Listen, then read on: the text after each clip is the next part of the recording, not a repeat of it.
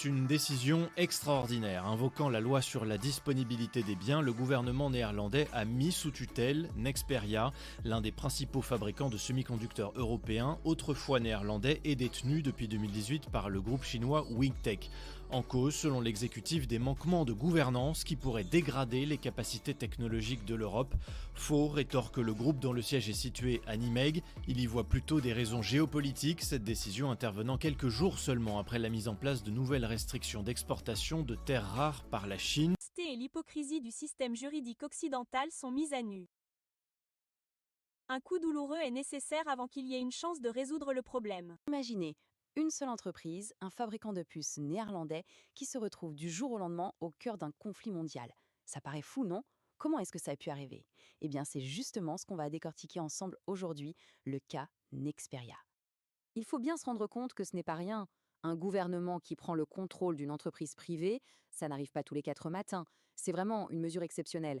Et ça nous montre à quel point la situation était, disons, explosive. Et là, c'est la grande question. Pourquoi? Pourquoi s'en prendre comme ça à une entreprise qui marche bien, qui est rentable et qui en plus est détenue par des étrangers? C'est une mesure radicale, il devait y avoir une raison, ou plusieurs. Pour bien comprendre, il faut regarder la chronologie. Au début, tout semble normal. Une acquisition en 2018-2019 par une société chinoise. Classique. Mais voilà, la géopolitique s'en mêle très vite. Les États-Unis mettent la maison mère sur liste noire, puis ils durcissent les règles, et boum, Nexperia se retrouve complètement coincé entre Washington et Pékin. Alors, qui est Nexperia au juste? Il faut savoir qu'ils ne fabriquent pas les puces ultra sophistiquées, les cerveaux qu'on trouve dans les smartphones haut de gamme, par exemple. Non, eux, ils font ce qu'on appelle des semi-conducteurs essentiels. C'est un peu comme les vis et les boulons d'une voiture. Ce n'est pas le moteur, mais sans eux, rien ne tient. Et c'est justement ça qui les rend absolument cruciaux. Et quand on parle de crucial, regardez ces chiffres. Plus de 110 milliards de composants par an. C'est un volume absolument colossal. Ces petites pièces sont partout, dans les voitures, les téléphones, l'industrie, la 5G, partout. C'est cette omniprésence qui fait de Nexperia un acteur stratégique, même si, comme on l'a dit, leurs puces ne sont pas les plus complexes du marché. Bon, maintenant, voyons la version officielle. Comment le gouvernement néerlandais a-t-il justifié une décision aussi spectaculaire, cette mise sous séquestre? Eh bien, pour justifier ça, ils n'y sont pas allés de main morte. Ils ont sorti l'artillerie lourde, une loi spéciale, la loi sur la disponibilité des biens. C'est un texte normalement réservé aux situations d'urgence extrême, pour garantir la sécurité nationale. Rien que ça. Alors, voilà le tableau. D'un côté, la justification officielle. Grave défaillance de gouvernance, menace pour la sécurité économique. Bref, le grand jeu de la sécurité nationale. Et de l'autre, la réalité économique. Une entreprise décrite comme une machine à cash qui a remboursé toutes ses dettes avec un chiffre d'affaires record. La question se pose, forcément, était-ce vraiment une question de sécurité ou un prétexte pour nationaliser un actif super rentable? Mais en fait, l'histoire est encore plus complexe, parce qu'il y a une dimension qui dépasse les frontières des Pays-Bas. On entre là dans le jeu de pouvoir géopolitique. Cette citation d'un média espagnol, Negocios TV, résume bien la situation. L'intervention néerlandaise ne sort pas de nulle part. Elle s'inscrit dans un contexte de pression énorme de la part des États-Unis sur leurs alliés pour, en gros, bloquer la technologie chinoise. Et le mécanisme de cette pression, c'est ce qu'on appelle la règle des 50%. C'est une politique américaine assez brutale. En gros, si une entreprise est détenue à 50% ou plus par une autre société qui est sur la liste noire américaine, eh bien, elle se retrouve sur la liste noire aussi, automatiquement. C'est exactement ce qui est arrivé à Nexperia à cause de sa maison mère Wingtech. Alors, avec les Américains qui bloquent d'un côté et les Néerlandais qui saisissent de l'autre, forcément, il fallait s'attendre à une réaction de Pékin. Et cette réaction n'a pas tardé. L'entreprise s'est retrouvée littéralement prise entre deux feux. La position chinoise exprimée ici par le porte-parole du ministère des Affaires étrangères est claire. Les guerres commerciales n'ont pas de gagnant. Et pour le prouver, Pékin n'a pas fait dans la demi-mesure et a décidé de répondre coup pour coup. Et voilà le résultat. Un mouvement en tenaille absolument parfait et dévastateur. D'un côté, les restrictions américaines empêchent Nexperia de recevoir les composants et les technologies dont elle a besoin. De l'autre, la Chine riposte en interdisant aux usines de Nexperia sur son sol d'exporter quoi que ce soit. L'entreprise est paralysée. Plus rien ne rentre, plus rien ne sort. Et c'est là qu'on arrive au paradoxe total de cette histoire. En voulant sécuriser cet actif stratégique, le gouvernement néerlandais en réalité provoquait un dilemme perdant-perdant. les retombées ont été catastrophiques. Pour bien mesurer l'impact, il suffit de regarder ce graphique. La Chine, c'est 48% des revenus de Nexperia, près de la moitié. C'est aussi là que se trouve une grande partie de sa production. Donc, en interdisant les exportations depuis la Chine, Pékin a tout simplement coupé l'entreprise de son marché principal et de ses propres usines. C'est un coup de grâce. Et bien sûr, l'onde de choc s'est propagée immédiatement. Qui a été touché en premier? L'un des piliers de l'économie européenne, l'industrie automobile, qui a tout de suite tiré la sonnette d'alarme en parlant de perturbations significatives. Et on ne parle pas de petits acteurs. Volkswagen, BMW, Stellantis, le géant des composants Bosch, tous ces grands noms et bien d'autres se sont retrouvés directement menacés par une possible pénurie de ces composants essentiels. La conclusion est vraiment ironique, voire tragique. Le gouvernement néerlandais a voulu saisir un actif stratégique, une pépite économique, mais dans le processus, il a complètement détruit sa valeur. C'est l'exemple parfait d'une opération qui a spectaculairement mal tourné. Alors, au-delà de cette entreprise, qu'est-ce que cette crise nous apprend? Parce que l'affaire Nexperia, ce n'est pas juste une histoire d'entreprise, c'est un véritable signal d'alarme pour l'économie mondiale. La guerre des puces vient de franchir une nouvelle étape. On entre clairement dans une nouvelle ère, avec de nouveaux risques. Premier point, les chaînes d'approvisionnement sont devenues des armes. Les gouvernements n'hésitent plus à intervenir directement. Deuxième point, ça crée un précédent juridique dangereux. Quel investisseur étranger aura encore confiance? Et enfin, troisième point, c'est la fin d'une stratégie. L'idée d'acheter une entreprise à l'étranger pour contourner des sanctions, c'est terminé. Cette porte est fermée. Et tout ça, c'est le symptôme de quelque chose de bien plus grand, la fracturation de la chaîne d'approvisionnement mondiale. On est dans un monde où la géopolitique a pris le pas sur les règles du commerce. Les alliances politiques pèsent maintenant plus lourd que les contrats. Alors, la question qui reste en suspens est immense. Est-ce qu'on assiste à la fin de la mondialisation telle qu'on la connaissait, ou est-ce simplement le début d'une nouvelle forme de guerre, une guerre économique? L'affaire Nexperia nous montre que les règles du jeu ont changé, et ça nous concerne tous. Bonjour et bienvenue. Aujourd'hui, on plonge dans une affaire assez incroyable, il faut le dire. Le gouvernement néerlandais qui prend le contrôle d'un géant des puces électroniques, Nexperia, une entreprise détenue par un groupe chinois. Ça fait beaucoup de bruit. Oui, bonjour. C'est un véritable coup de théâtre géopolitique. Vraiment. On va essayer de comprendre comment les Pays-Bas ont pu ressortir cette vieille loi de la guerre froide, une loi de 1952 jamais utilisée, et puis surtout voir comment les États-Unis, la Chine s'insèrent là-dedans. Parce que derrière, il y a des conséquences potentielles énormes pour l'industrie, l'automobile en premier lieu. Exactement. Alors pour décortiquer tout ça, on s'est basé sur pas mal de sources récentes. Des articles de presse, des analyses industrielles, des vidéos. Tout ça date d'octobre 2025, c'est tout frais. L'idée, c'est vraiment de comprendre les couches, sûreté nationale, économie, les pressions géopolitiques.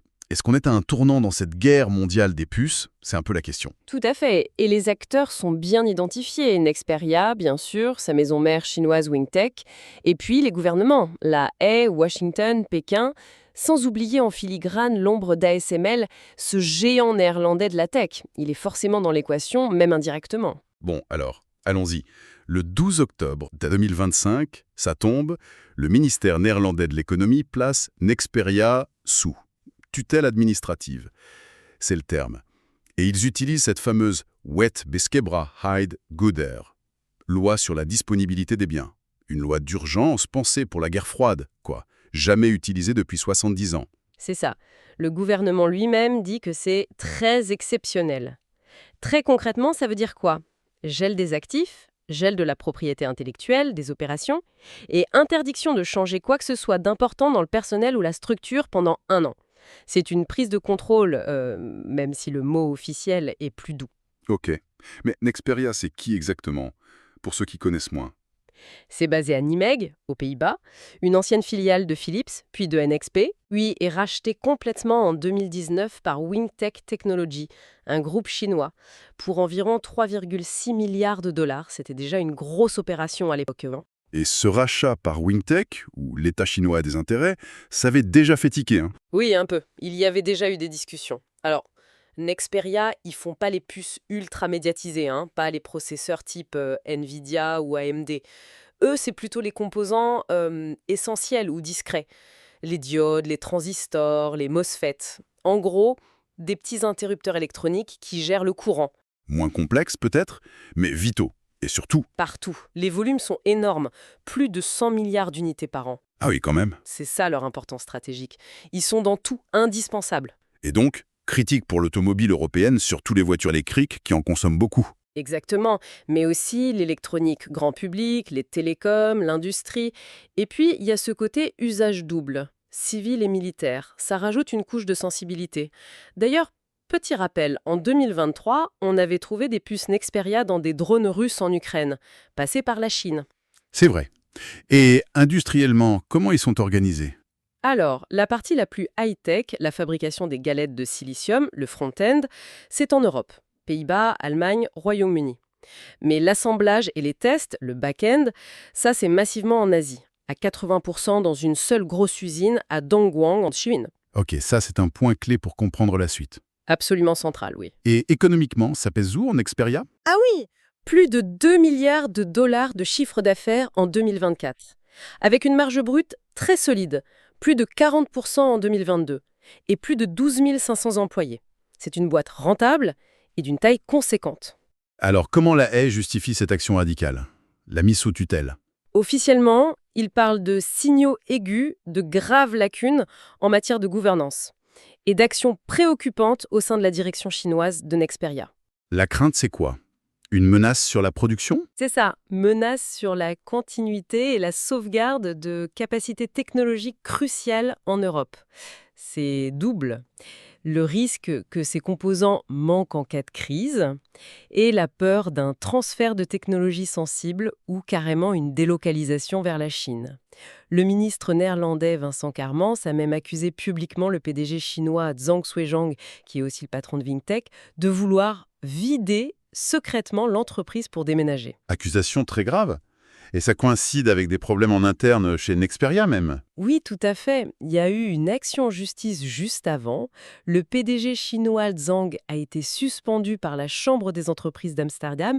Et ce qui est intéressant, c'est que la demande venait des dirigeants européens de Nexperia eux-mêmes. Ah oui? Le directeur juridique, le directeur financier, le directeur des opérations. La Cour a parlé de doutes fondés sur la bonne gestion. C'est le directeur financier européen qui assure l'intérim, avec un administrateur indépendant. Donc crise de gouvernance interne, c'est clair. Mais est-ce que ça explique tout, cette loi 52? Les sources pointent beaucoup vers Washington aussi, non? Oui, difficile de l'ignorer. Le timing est Révélateur. décembre 2024. Wingtech, la maison mère chinoise, est mise sur la liste des entités américaines. Ça limite drastiquement ses affaires avec les US ou les technologies US. Un premier avertissement sérieux. Ensuite, juin 2025, on apprend que des officiels américains font pression sur les Pays-Bas. Ils veulent que Nexperia change son PDG chinois, pour éviter, disent-ils, que Nexperia soit sanctionné aussi. Les Pays-Bas auraient demandé des garanties d'indépendance à Nexperia, sans succès apparemment. Et ça continue fin septembre 2025. Exactement. Là, Washington durcit le ton. Ils étendent les restrictions de la liste d'entités. Toute filiale détenue à 50% ou plus par une boîte listée tombe dedans. Et Nexperia est détenue à 100% par Wingtech. Donc elle est piégée. Voilà. Les US donnent 60 jours de délai, mais le message est limpide. Soit les Pays-Bas isolent Nexperia de Wingtech, soit Nexperia sera bloqué par les sanctions US de toute façon. Alors, comment lire l'action néerlandaise? Une tentative de sauvetage face aux sanctions US ou un alignement sur la politique américaine anti-Chine? C'est sûrement un peu des deux, en fait. L'objectif américain, c'est clair. Couper l'accès chinois aux semi-conducteurs, par tous les moyens. Et ils utilisent leur pouvoir extraterritorial pour forcer les alliés à suivre. On l'a déjà vu avec ASML. L'AE a dû restreindre les exports vers la Chine sous pression américaine en 2019 et 2023. Ce qui nous amène logiquement à la réponse chinoise. Pékin, Wingtech, ils ont dû voir ça d'un mauvais œil. C'est le moins qu'on puisse dire. Réaction immédiate et très ferme. Wingtech parle de mesures discriminatoires, politiques, anti-libre-échange. Et au niveau diplo, le porte-parole chinois Lin Jian accuse la haie d'abuser du concept de sécurité nationale. Et de céder aux Américains. Il a aussi fait un parallèle avec les terres rares chinoises, c'est ça? Oui. Pour dire vous faites pareil. Exactement. Tout en appelant au dialogue. Il a bien marqué que la Chine défendrait ses intérêts. Le lobby industriel chinois, le CSIA, a aussi crié à l'abus de la notion de sécurité nationale. Mais la Chine, ce n'est pas que des mots. Ils ont agi concrètement. Ah oui? Très vite. Dès le 4 octobre, donc avant même l'annonce publique néerlandaise, mais après la décision interne, le ministère chinois du Commerce a répliqué, avec ses propres contrôles à l'exportation. Et ça vise spécifiquement Nexperia Chine et ses sous-traitants là-bas. Et ça bloque quoi, ces contrôles chinois? C'est là que ça fait mal. Ça bloque l'envoi hors de Chine de certains produits finis et sous-ensembles, ceux qui sont assemblés et testés là-bas. Et on a dit que c'était 80% du volume final, à Dongguan. Donc Pékin coupe l'herbe sous le pied de Nexperia pour ses livraisons mondiales. En grande partie, oui. C'est une riposte très ciblée et efficace. Et il y a eu aussi cette histoire de sécession interne. Oui, pour ajouter à la confusion, la direction chinoise de Nexperia, avec WingTech derrière, a annoncé sur WeChat qu'elle fonctionnait maintenant indépendamment du siège néerlandais, en demandant aux employés en Chine d'ignorer les ordres d'Europe et de suivre les chefs locaux. L'angoisse pour les salariés sur place. Complètement. Qui paie, qui donne les ordres, chaos total. On arrive donc à une situation de blocage complet, l'étau se referme. C'est exactement ça. La double pince, comme disent les analystes. D'un côté, les restrictions US via WingTech, qui limitent l'accès aux technologies américaines pour la prod en Europe.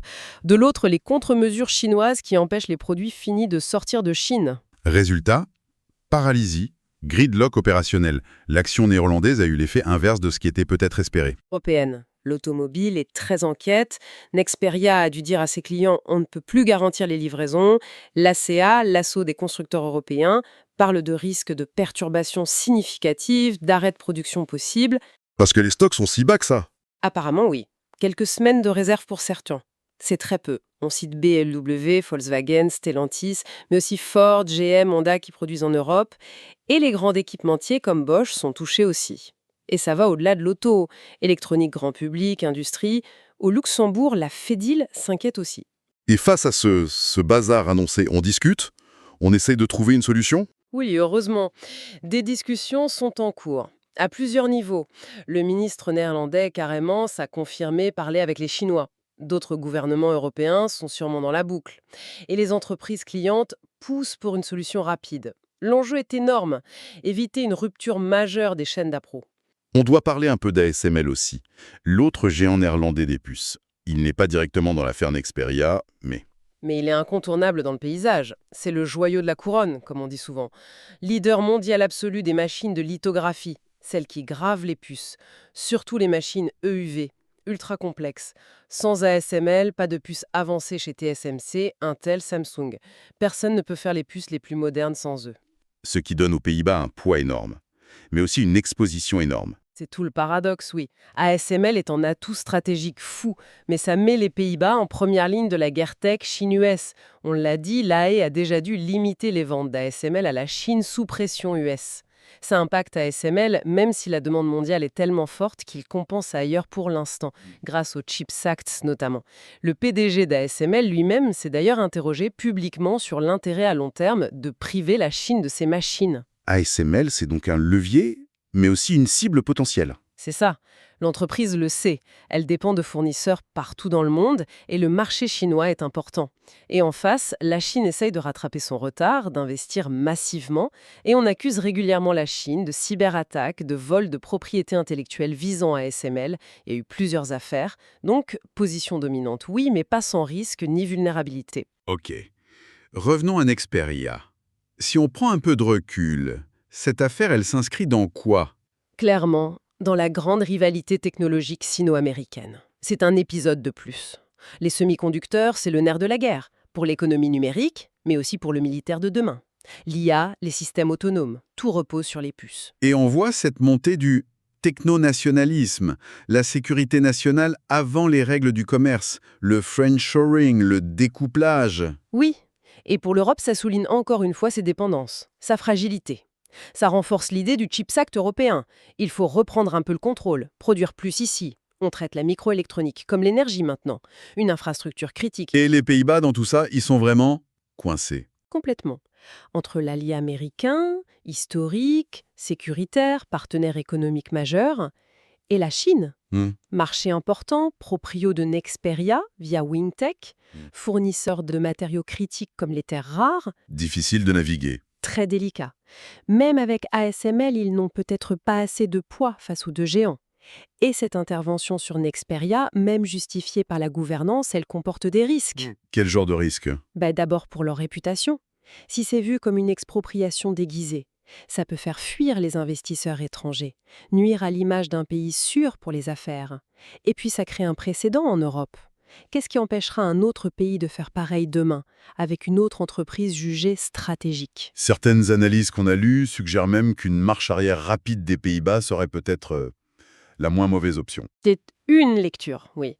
L'idée, c'est que face à la paralysie de Nexperia, aux dégâts économiques qui s'annoncent, et vu le levier chinois, blocage des exports, terres rares, le plus pragmatique serait peut-être de négocier vite. Ça pourrait vouloir dire lever la tutelle, au moins en partie, laisser Wingtech reprendre le contrôle, mais avec des garanties solides sur la gouvernance, le maintien de l'activité en Europe, pour sauver l'entreprise et les emplois et limiter la casse industrielle. Bon, pour résumer où on en est, on a une action néerlandaise forte, quasi inédite, officiellement pour des raisons de sécurité et de gouvernance chez Nexperia, mais dans un contexte de très forte pression américaine sur la Chine. Exactement. Et une riposte chinoise qui bloque Nexperia, avec des menaces sérieuses sur l'industrie européenne, surtout l'automobile. C'est vraiment une illustration parfaite de l'imbrication entre sécurité, économie, géopolitique dans ce secteur des puces. Tout à fait. Et ça montre aussi la position très inconfortable de l'Europe, des Pays-Bas, pris entre les alliances et les interdépendances économiques. Et on termine avec cette question en suspens, soulevée par une source. Est-ce que les Pays-Bas, face aux conséquences négatives de leurs propres décisions et face aux moyens de pression chinois, est-ce qu'ils pourraient être forcés de faire machine arrière? C'est ça la question. Est-ce qu'un rétropédalage est envisageable? Rendre le contrôle à Wingtech sous condition pour débloquer la situation, même si politiquement c'est un recul? Ou est-ce que la politique intérieure, la pression des alliés, l'orgueil peut-être, vont empêcher ça et laisser la situation s'aggraver? C'est ce qu'on va surveiller très près dans les semaines à venir. Clairement.